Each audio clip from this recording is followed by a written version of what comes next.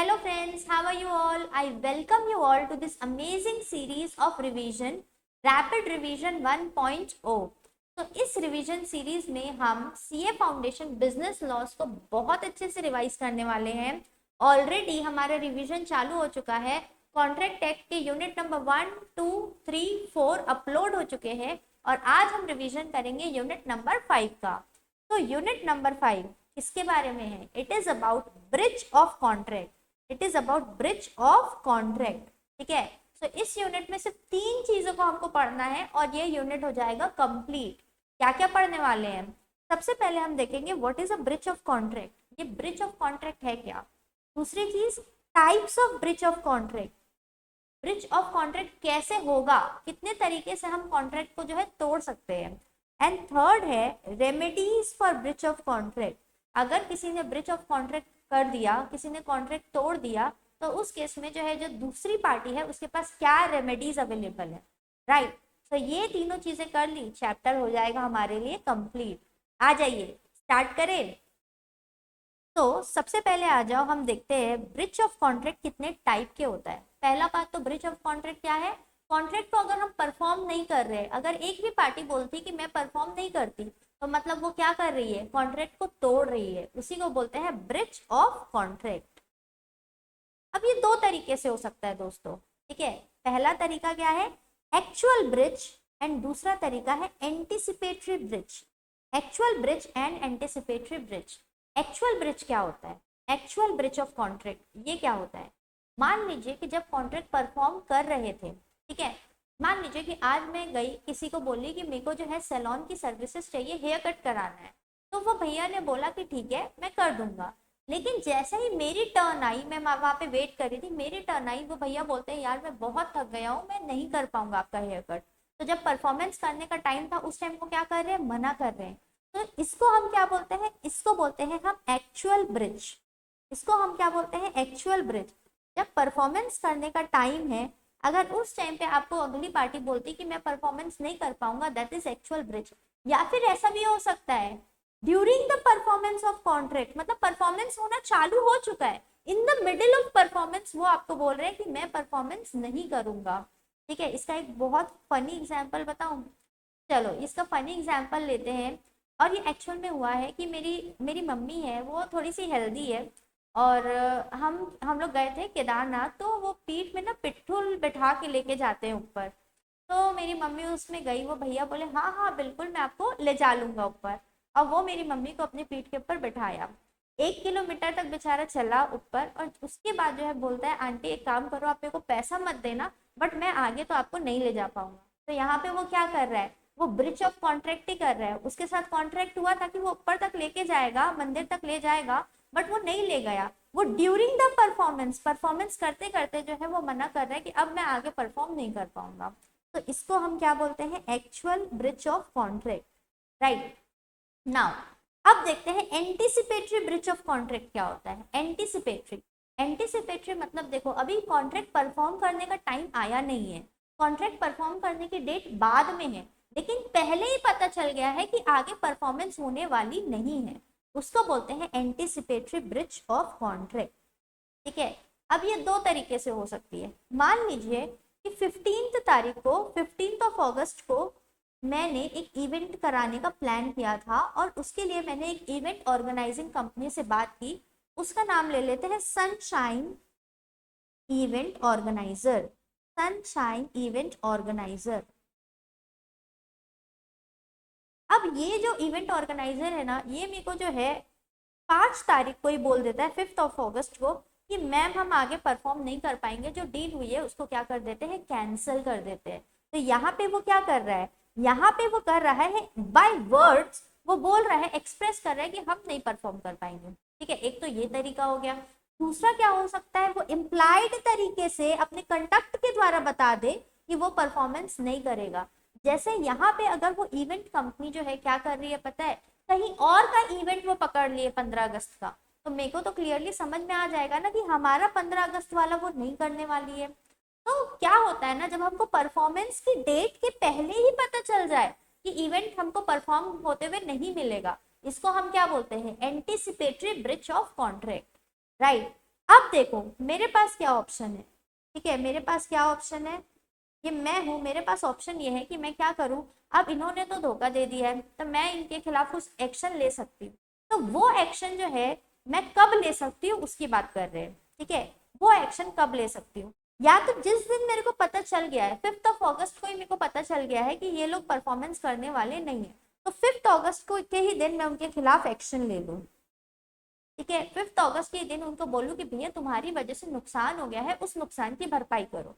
या तो मैं 15 अगस्त तक का पूरा वेट करूं और 15 अगस्त के दिन उनके खिलाफ एक्शन लूं, 15 अगस्त के दिन उनके खिलाफ एक्शन लूं, तो ये दोनों तारीख को मैं उनके खिलाफ एक्शन ले सकती हूँ। लेकिन एक चीज याद रखना, अगर मैं 15 अगस्त के दिन उनके ऊपर एक्शन ले रही हूँ ना, तो यहाँ पे क्या होगा पता है, यहाँ पे एक चीज होगी, मान लो कि ऐसा कुछ हुआ 15 अगस्त के पहले या 15 अगस्त वाले दिन की बहुत आंधी तूफान आ रही है, ठीक है। तो वो आंधी तूफान इतनी आ रही है कि गवर्नमेंट ने ही अनाउंस कर दिया कि कोई भी इवेंट ऑर्गेनाइज करने की जरूरत नहीं है, कोई भी इवेंट ऑर्गेनाइज करने की जरूरत नहीं है।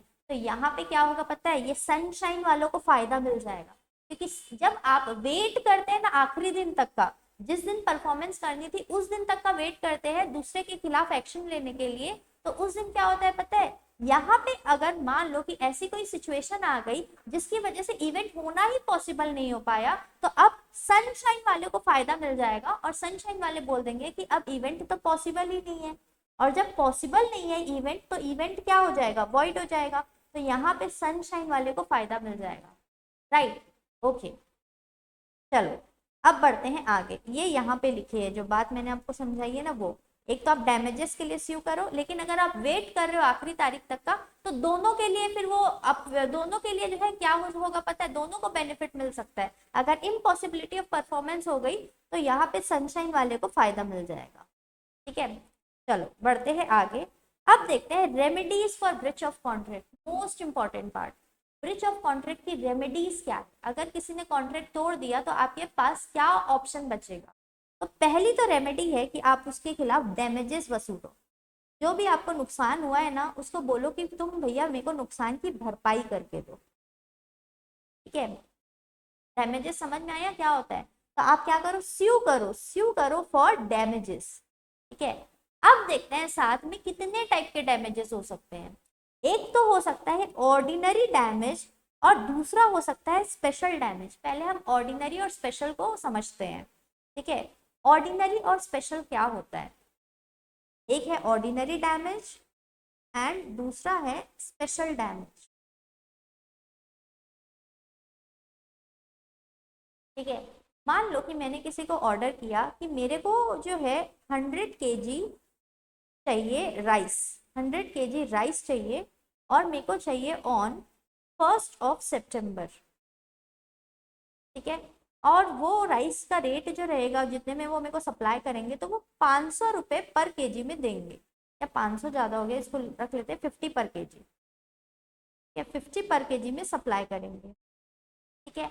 अब जिस दिन परफॉर्मेंस करने का टाइम आया वो पर्सन हाथ खड़ा कर दिया कि मैं सप्लाई नहीं कर पाऊंगा, लेकिन बात क्या हो गई पता है, वो सप्लाई नहीं कर पाएगा वो तो ठीक है, मैं कहीं और से खरीद लूंगी, लेकिन उस दिन जो है राइस का रेट हो गया 55 रुपीज पर केजी, ठीक है। मैंने पहले से 50 में बुक करा के रखा था, एन मौके पर उसने धोखा दे दिया, अब मेरे को 55 में खरीदना पड़ेगा, तो मेरे को नुकसान कितने का हुआ, मेरे को 5 रुपए का नुकसान हुआ पर केजी, तो 5 पर केजी इंटू 100 मतलब टोटल 500 रुपए का नुकसान हुआ। तो ये 500 रुपए वो अगली पार्टी मेरे को देगी, मेरे को जो नुकसान हुआ है उसकी भरपाई करेगी, इसको बोलते हैं ऑर्डिनरी डैमेज, इसको बोलते हैं ordinary damage. Now what is special damage, what is special damage, ठीक है। स्पेशल डैमेज वो होता है ना जहां पे आप ऑर्डिनरी डैमेज तो क्लेम करोगे, उसके अलावा एक्स्ट्रा लॉस भी क्लेम कर सकते हैं। मतलब ये है कि अगर मान लो मेरे को जिससे चावल खरीदना था, मैंने उसको बता दिया था कि भाई देख मैं तेरे से 1 सितंबर को मैं तेरे से चावल खरीदूंगी और उसके बाद जो है मैं किसी और को सप्लाई करूंगी, उसके बाद मैं किसी और को सप्लाई करूंगी, और मैं जिसको सप्लाई करने वाली हूँ ना उसको मैं कितने में सप्लाई करूंगी पता है, 75 रुपीज पर केजी में सप्लाई करूंगी, 75 पर केजी में सप्लाई करूंगी।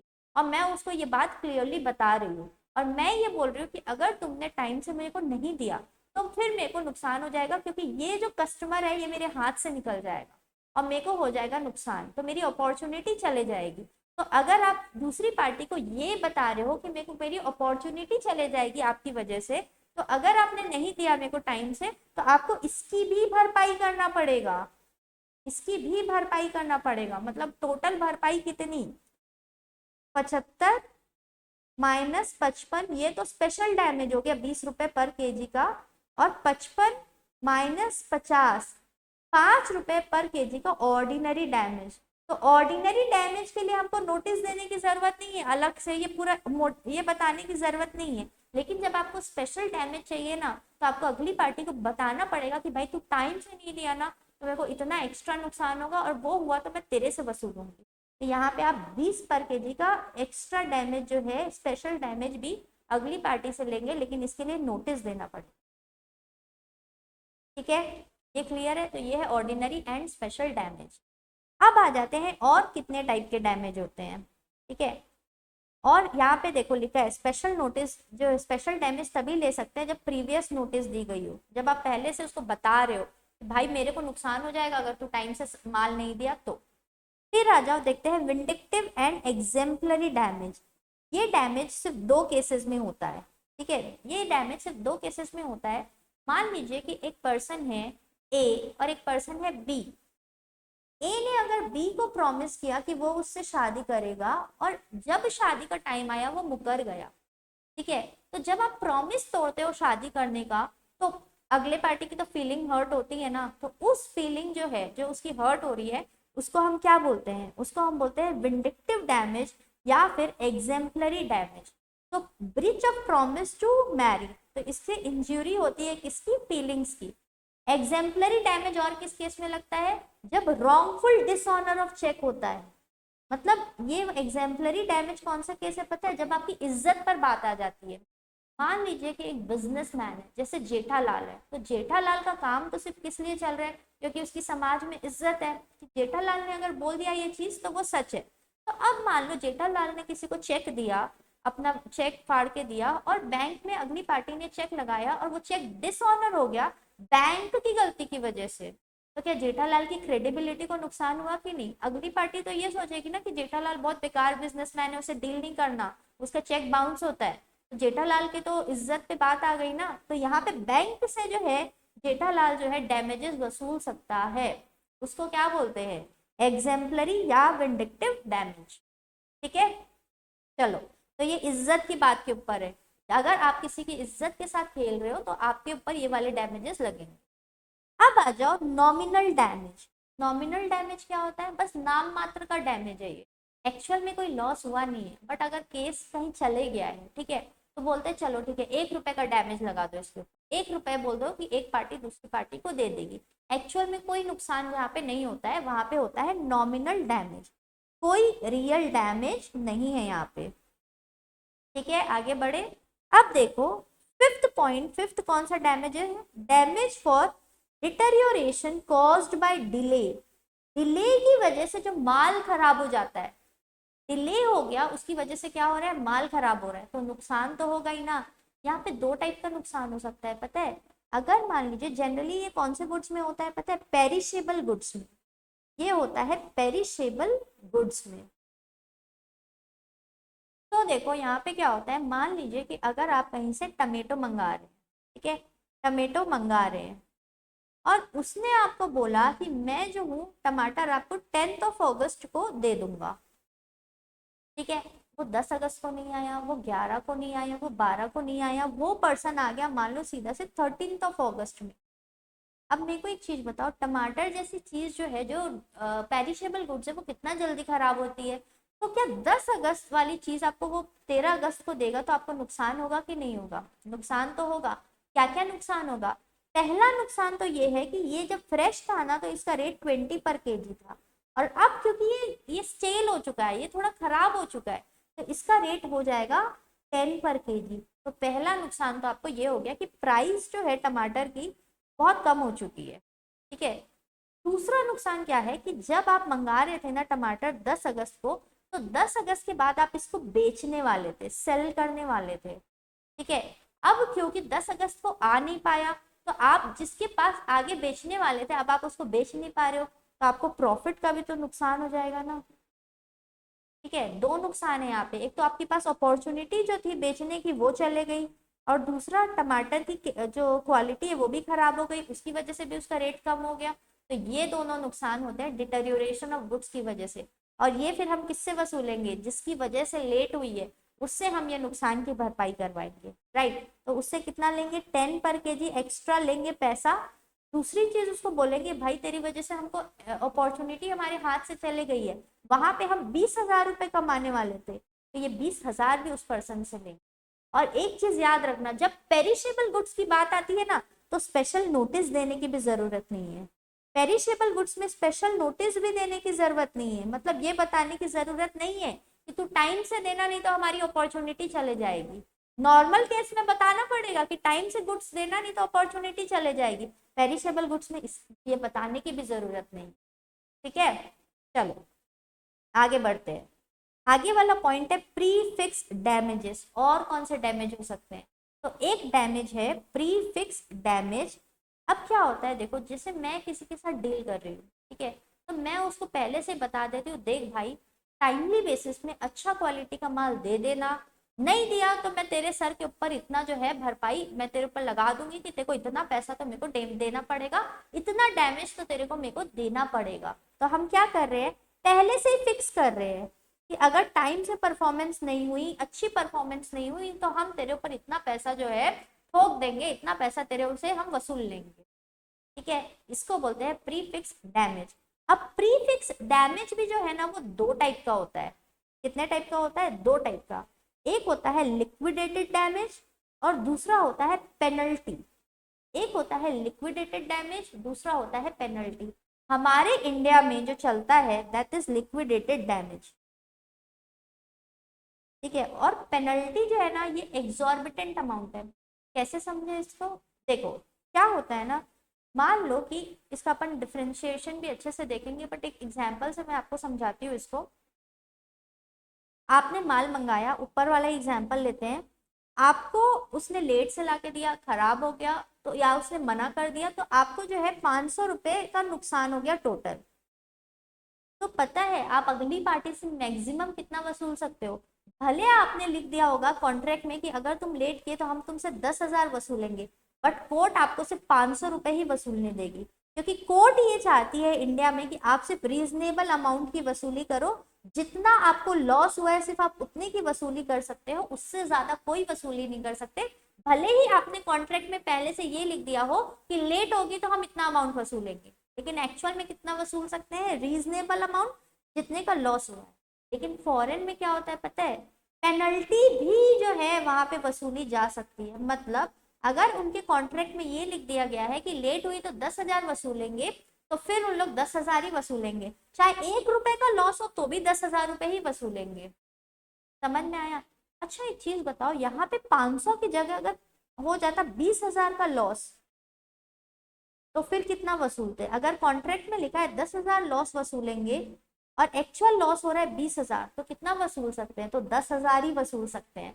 मतलब मैक्सिमम अमाउंट जो है लिक्विडेटेड डैमेज में वो कितना है, जो भी कॉन्ट्रैक्ट में लिखा है प्री फिक्स डैमेज है उतना, और मिनिमम कितना देना पड़ेगा जितने का लॉस हुआ, जो कि एक रीजनेबल अमाउंट होना चाहिए, ठीक है। और पेनल्टी में आप कितना भी अमाउंट जो लिखा है उतना अमाउंट पूरा का पूरा आप क्या कर सकते हो, वसूल सकते हो, चाहे 1 रुपए का भी डैमेज होगा तो भी। तो ये है डिफरेंस। अब देखो लिक्विडेटेड डैमेज को पहले पढ़ लें। लिक्विडेटेड डैमेज जेन्युइन अमाउंट है, genuine pre estimate of losses है, ठीक है। यहाँ पे मोटिव जो है ये क्या है पता है, लॉस को रिकवर करना है, रीजनेबल अमाउंट को रिकवर करना है, किसी को पनिशमेंट देने का मोटिव नहीं है। जबकि पेनल्टी जो रहती है ना ये अनरीजनेबल अमाउंट रहता है और मोटिव रहता है पनिशमेंट देने का, बहुत ही एक्स्ट्रा वेगेट या एग्जॉर्बिटेंट अमाउंट रहता है, ठीक है। चलो तो ये है। अब देखो कोर्ट इंडिया में क्या अवॉर्ड करेगा, सिर्फ एक रीजनेबल अमाउंट अवॉर्ड करेगा, ना कि एग्जॉर्बिटेंट अमाउंट, जितना नुकसान हुआ है उतना ही, और वो भी अमाउंट जितना कॉन्ट्रैक्ट में लिखा है ना उससे ज्यादा नहीं होना चाहिए। अब एक चीज इसका एक्सेप्शन है, एक चीज एक्सेप्शन है इंडिया में भी। क्या एक्सेप्शन है पता है? इंडिया में आप जितना अमाउंट लिखे हैं आप उतना वसूल सकते हैं। किस केस में? जब कोई बॉन्ड साइन करके देता है टू सेंट्रल गवर्नमेंट और स्टेट गवर्नमेंट। बहुत केसेस ऐसे रहते हैं जब सेंट्रल गवर्नमेंट या स्टेट गवर्नमेंट किसी के साथ डीलिंग करती है ना, तो वो चाहती है कि हमको बॉन्ड साइन करके मिले, ताकि ये पूरा क्लियर है कि भैया ये जो फलाना पर्सन है वो गवर्नमेंट को के साथ अच्छे से डीलिंग करे। ऐसा नहीं कि आधा काम करके छोड़ के भाग जाए। तो उसमें गवर्नमेंट बॉन्ड साइन कराती है और उसमें एक अमाउंट लिखती है, तो वो अमाउंट चाहे एग्जॉर्बिटेंट भी हो चाहे अनरीजनेबल भी हो तो भी गवर्नमेंट वो वसूल सकती है। ठीक है, तो गवर्नमेंट हमारे केस में एक्सेप्शन है। समझ में आया सबको?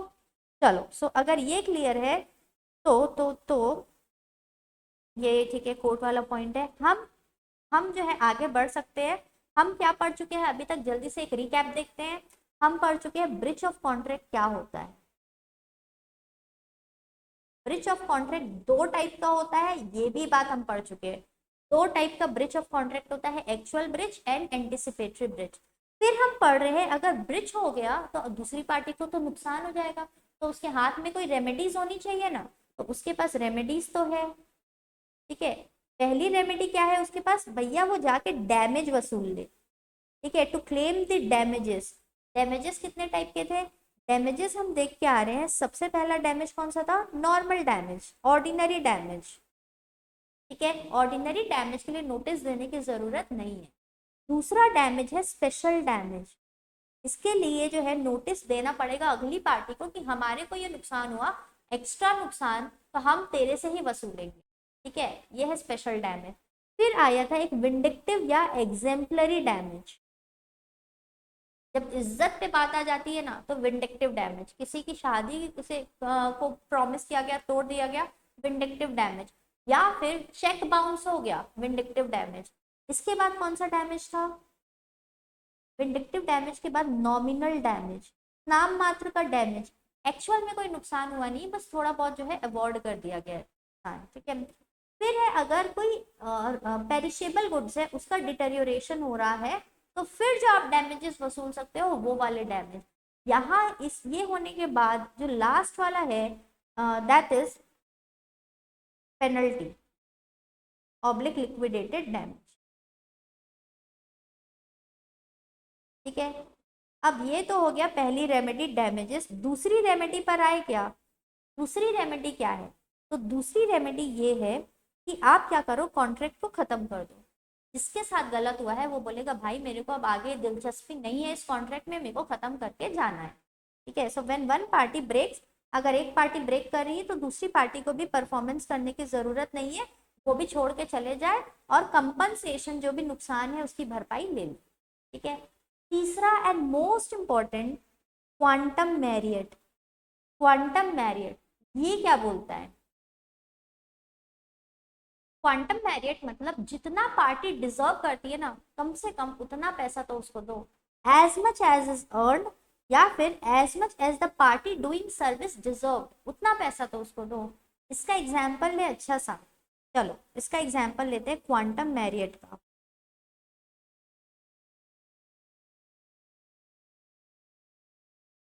नाउ देखो यहाँ पे क्या होता है, एग्जाम्पल लेते हैं कि मान लो मैंने एक कॉन्ट्रैक्टर रखा और उस कॉन्ट्रैक्टर को जो है मैं बोल रही हूँ कि मेरा घर बना दे, और मेरे को मेरे घर में 3 फ्लोर्स चाहिए। ठीक है, 3 फ्लोर्स चाहिए घर में। वो बंदा घर बनाना स्टार्ट किया, उसने फर्स्ट फ्लोर जो है कंप्लीट कर दिया। अब यहाँ पे जो है मेरा प्लान चेंज हो गया और मेरे को लगा कि मेरे को और आगे 2 फ्लोर्स नहीं बनवाने हैं। तो मेरे को बताओ क्या यहाँ पे मेरी वजह से जो है उसने आगे काम नहीं किया? बात तो 3 फ्लोर की हुई थी, उसने 1 फ्लोर बना के दे दिया, तो मैंने उसको मना किया था ना, तो अब मेरे को क्या 1 फ्लोर का उसको पैसा देना पड़ेगा कि नहीं, पेमेंट करना पड़ेगा कि नहीं? तो यस, उसको मेरे को पेमेंट करना पड़ेगा क्योंकि 1 फ्लोर का तो वो पैसा डिजर्व करता है ना। मान लो ये होता है, और ये एक्चुअल में एक चीज तो मेरे साथ हुई है कि मेहंदी लगाने वाली जो है आती है, मेहंदी आर्टिस्ट, हम उसको बुलाते हैं, मान लीजिए सब मेहंदी लगाएंगे, और इतना लेट हो जाता है रात में कि हम उसको बोलते हैं बहन अब तू एक हाथ में लगा ले और तू चले जा, दूसरे हाथ में तो नहीं लगा सकते, नींद आ रही है अब हमको। तो वहां पे बताओ क्या वो एक हाथ का पैसा लेगी कि नहीं मेहंदी का? हाँ, क्योंकि उतना तो वो डिजर्व करती है ना। तो यही है क्वांटम मैरियट। ये क्या बोलता है, देखो सबसे पहली चीज जो है जितना वो डिजर्व कर रहा है उसको दो। ओरिजिनल कॉन्ट्रैक्ट डिस्चार्ज हो चुका है, मतलब मैंने उसको बोल दिया कि जो भी कॉन्ट्रैक्टर था कि और आगे घर मत बनाना, तो कॉन्ट्रैक्ट क्या हो गया, डिस्चार्ज हो गया। आपस में म्यूचुअल एग्रीमेंट से भी तो कॉन्ट्रैक्ट डिस्चार्ज होता है ना, तो डिस्चार्ज हो गया। और ये जो डिस्चार्ज हुआ है ना, the claim must be brought by party not in default, मतलब जो पर्सन पैसा मांग रहा है कॉन्ट्रैक्टर, क्या कॉन्ट्रैक्टर मुकर रहा है क्या काम करने से, नहीं, कॉन्ट्रैक्टर तो रेडी है। मैं उसको बोल रही हूँ कि आप परफॉर्मेंस मत करो, मेरे को बस एक ही जो है फ्लोर चाहिए, उससे ज्यादा नहीं चाहिए। तो कॉन्ट्रैक्टर मेरे पास पैसा मांगने आया, तो कॉन्ट्रैक्टर की गलती की वजह से तो कॉन्ट्रैक्ट खत्म नहीं हुआ ना, मेरे बोलने की वजह से हुआ। तो वो क्या डिफॉल्ट पे है क्या, नहीं। तो ये दोनों कंडीशन सेटिस्फाई होनी चाहिए कि कॉन्ट्रैक्ट डिस्चार्ज हो जाना चाहिए और गलती जो है उस पर्सन की नहीं होनी चाहिए, ठीक है। चलो, सो ये अगर है तो फिर उसके बाद हम इसको बोलेंगे कि ये क्वांटम मैरियट का केस है। क्वांटम मैरियट जो है इसके हम बहुत सारे केसेस देख सकते हैं। फॉर एग्जाम्पल, अगर कोई वॉइड एग्रीमेंट हुई है, क्या हुई है, वॉइड एग्रीमेंट जो वॉइड हो गई, मान लीजिए कि दो लोगों के बीच में ट्रांजेक्शन हुई घोड़े को लेके, हॉर्स को लेके, एक्स बेच रहा है वाई को हॉर्स, और पता नहीं था दोनों को, म्यूचुअल मिस्टेक थी कि घोड़ा मर चुका है। अब मेरे को बताओ, वाई ने कुछ एडवांस दे दिया था हॉर्स को, तो क्या वाई को वो पैसा वापस मिलना चाहिए कि नहीं, मिलना चाहिए। तो ये एक एग्जाम्पल है क्वांटम मैरियट का, ठीक है। दूसरा क्या है, अगर मान लो कि कोई नॉन ग्रेट्यूटियस एक्ट है, नॉन ग्रेट्यूटियस एक्ट है मतलब कोई आपको जो है कोई गिफ्ट देना नहीं चाहता था, भूल से ए ने अपना सामान बी के पास छोड़ के चले गया, ए अपना सामान बी के पास छोड़ के चले गया, तो मेरे को एक चीज बताओ, क्या वो सामान बी का हो गया क्या, नहीं। तो उस केस में जो है ए जो है बी से क्या मांग सकता है, अगर बी ने वो चीज कंज्यूम कर ली है तो ए जो है उससे अपना कंपनसेशन मांग सकता है, ठीक है। जो भी उसको लगता है कि भाई इसका अमाउंट था उतना वो मांग सकता है। तीसरा केस है, मान लो क्योंकि इतना तो ये ए डिजर्व करता है, यहाँ पे भी जो वाई है, ठीक है, वाई डिजर्व करता है ना कि उसको उसका पैसा वापस मिल जाए, और उसकी वजह से कॉन्ट्रैक्ट खत्म नहीं हुआ है। चलो, थर्ड केस जो है, act preventing the completion of contract. यहाँ पे क्या हो रहा है, देखो सी जो है पी को बोलता है कि मेरी मैगजीन में तू आर्टिकल लिख देना, 10 आर्टिकल लिखना, और बाद में वो मैगजीन चली नहीं, 3 आर्टिकल लिखा गया पी के द्वारा, पी ने 3 आर्टिकल लिखा, बट उसके बाद क्या हुआ, वो मैगजीन चलना बंद हो गई। तो यहाँ पे जो पी है ना वो क्या कर सकता है पता है, कम से कम 3 आर्टिकल का तो पैसा लेगा ही ना, 10 का तो नहीं ले सकता, मैगजीन बंद हो गई, बट 3 का तो लेगा ना, क्योंकि 3 तो वो डिजर्व करता है ना, तो जितना वो डिजर्व करता है उतना उसको मिलेगा। अगर मान लो कोई डिविजिबल कॉन्ट्रैक्ट है, जैसे मान लो कि आप लोग जो भी हॉस्टल में रहते हैं वो कहीं पे टिफिन लगवाए हुए, ठीक है, और आपने जो है टिफिन लगा लिया है 1 मंथ का, और पर डे टिफिन की कॉस्ट है मान लो 100 रुपीज, ठीक है। आपने एक हफ्ते मंगाया, आपको टिफिन नहीं जमा मान लीजिए, तो आप वो कैंसिल कराना चाहते हैं, तो एक हफ्ते का तो पैसा देना पड़ेगा ना, तो जितनी सर्विस ले ली है आपने उतने का तो पैसा दोगे ना। तो ये है डिविजिबल कॉन्ट्रैक्ट। डिविजिबल मतलब हम ये डिवाइड कर सकते हैं कि कितना टिफिन मंगाया है, तो 30 दिन का टिफिन मंगाना था, आपने 7 दिन का मंगा लिया, तो 7 दिन का कॉस्ट हम निकाल सकते हैं, उतना अमाउंट जो है आपको देना पड़ेगा। अगर देखो, ये तो डिविजिबल कॉन्ट्रैक्ट की बात हो गई ऊपर, अगर कॉन्ट्रैक्ट इनडिविजिबल है, इनडिविजिबल, ये मेरे भाई की शादी में हुआ था, ठीक है। क्या हुआ था पता है, हमने केटरिंग सर्विस ली, और उसने स्टार्टिंग में बोला बहुत अच्छा मैं जो है खाना बना के आप लोगों को खिलाऊंगा, बट इतना बेकार खाना था, उसने बिल्कुल भी अच्छा खाना नहीं बनाया, जितने डिशेस बोली थी उतना नहीं बनाया, बट उसने अपना जो है केटरिंग का काम किया, पूरा किया, बट बहुत गंदे तरीके से किया। तो यहाँ पे क्या होता है, जब कॉन्ट्रैक्ट इनडिविजिबल है, उसको अच्छे से करना था बट अच्छे से नहीं किया गया, 100% तो हुआ है बट लेकिन प्रॉपर तरीके से नहीं किया गया, बैडली डन है, तो उसको उस टाइप के लेवल ऑफ वर्क के लिए जितना पैसा मिलना चाहिए वो दीजिए। एग्जाम्पल, अच्छे काम के लिए मान लीजिए उसको 10 lakhs मिलना चाहिए, बट उसने जिस टाइप का काम किया है उसको 2 लाख ही डिजर्व करता है, तो फिर उसको 2 लाख रुपए आप दे दीजिए, ठीक है। ये है क्वांटम मैरियट।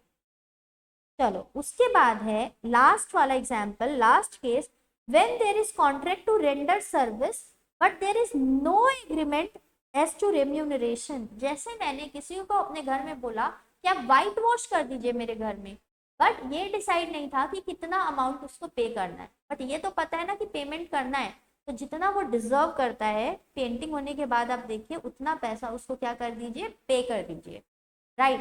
तो ये है क्वांटम मैरिट। तो ये वन ऑफ द रेमेडी है। क्या रेमेडी है कि जितना पर्सन डिजर्व करता है ना उतना पैसा उसको दीजिए। ये चीज याद रखना, वो पैसा वही पर्सन मांगे जिसकी गलती नहीं है।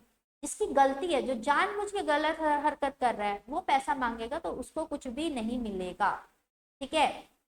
चलो अब आगे बढ़ते हैं, सूट फॉर स्पेसिफिक परफॉर्मेंस।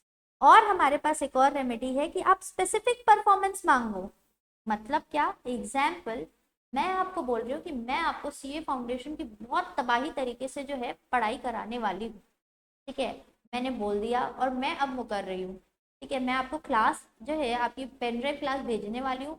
मेरे भरोसे सीए में एडमिशन ले लिया, मैं मुकर रही हूँ, तो आप क्या करोगे, कोर्ट लेके जाओगे मेरे को और बोलोगे मैम को बोलो कि जो मैम ने बोला था वो अब हमको करके दे, स्पेसिफिक परफॉर्मेंस करके दे, ठीक है। एक और रेमेडी, एक रेमेडी ये है कि आप इंजंक्शन लेके आ सकते हैं किसी के खिलाफ। कौन सा junction, injunction. Injunction is a court order जो आपको रोकता है, रिस्ट्रेन करता है, रोक, किसी चीज को रोकने का ऑर्डर, ठीक है। ऑर्डर टू रिस्ट्रेन, रोकने का ऑर्डर। तो इसका एग्जाम्पल लेते हैं, मान लीजिए कि श्रद्धा कपूर है, ठीक है, या ये किसी के साथ कार्तिक आर्यन के साथ हुआ भी था ये केस शायद। तो कार्तिक है और कार्तिक ने जो है करण जौहर की धर्मा प्रोडक्शन के साथ एक बॉन्ड साइन किया, एक कॉन्ट्रैक्ट साइन किया कि मैं 1 साल जो है सिर्फ आप ही के साथ फिल्म बनाऊंगा।